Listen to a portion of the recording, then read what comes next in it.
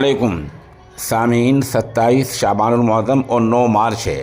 خبر کا عنوان ہے خوش قسمت والے انسان کی موت۔ دوسرا عنوان ہے ایمان پر خاتمے والی موت۔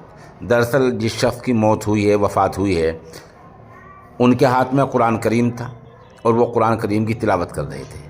خبر اردن کی ہے، خبر تفصیل سے سننے کی ضرورت ہے۔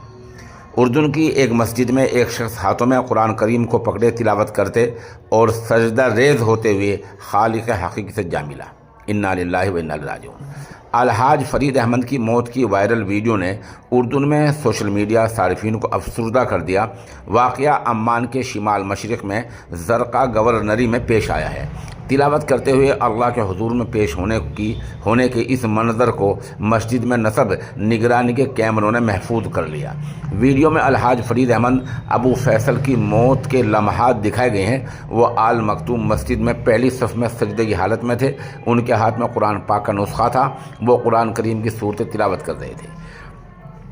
مسجد میں موجود الحاج فرید احمد کے ساتھیوں نے پہلے تو یہ نہیں دیکھا کہ ان کے ساتھ کیا ہوا ہے، لیکن چند منٹ کے بعد ہی انہوں نے غور کیا اور فوری طور پر ابتدائی طبی امداد دی اور انہیں ہسپتال لے جایا گیا، لیکن وہ جلد ہی وفات پا گئی۔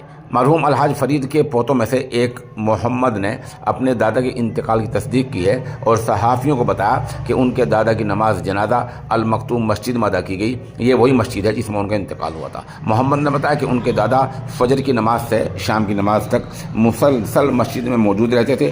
ان دنوں وہ رمضان کے مقدس مہینے کے استقبال کی تیاری کر رہے تھے۔